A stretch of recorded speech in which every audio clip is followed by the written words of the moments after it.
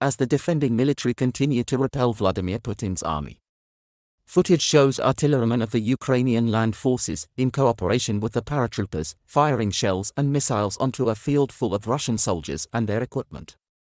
An array of tactical bunkers filled with enemy armored vehicles can be seen from above before areas of the field begin to explode and fill with smoke. Several vehicles attempt to flee the bombing, but further shelling prevents them from doing so. This is the latest blow for Vladimir Putin and comes at an inopportune time ahead of Russia's Victory Day celebrations, which are due to start at 10 a.m. MST today. Russia's largest national holiday remembers the Soviet Union's victory over the Nazis in World War II. Putin has repeatedly likened the war in Ukraine to the challenge the Soviet Union faced when Adolf Hitler invaded in 1941. His primary reasons for invasion pertain to the denazification of Ukraine, a claim that has been repeatedly refuted by the defending nation. Meanwhile, Russian forces bombed a village school in eastern Ukraine, killing around 60 people, Ukrainian President Volodymyr Zelensky said yesterday. In his nightly address, Zelensky said, as a result of a Russian strike on Bilohorivka in the Luhansk region, about 60 people were killed, civilians, who simply hid at the school, sheltering from shelling. The governor of the Luhansk region said about 90 people were sheltering at the school in Bilohorivka on Saturday when it was bombed. There was no response from Moscow to the news. It is the latest in a series of atrocities Russia has reportedly committed after it emerged over the weekend that they had targeted a makeshift shelter with hundreds of women and children in Mariupol. Leaders of the Group of Seven, G7, industrial nations accused Putin of bringing shame on Russia in a meeting on Sunday.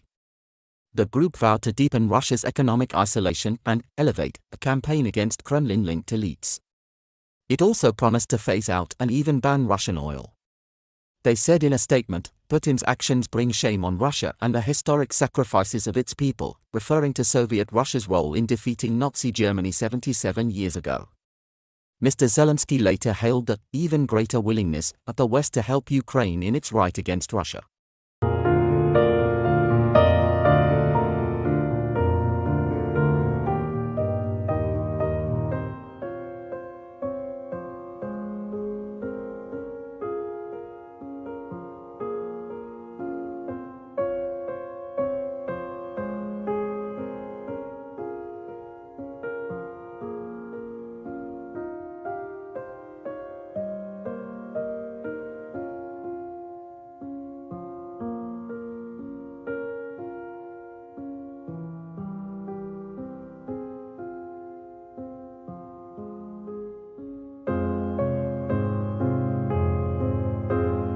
He said, "The main thing I felt today was the world's even greater willingness to help us. It is clear to the whole free world that Ukraine is the party of good in this war.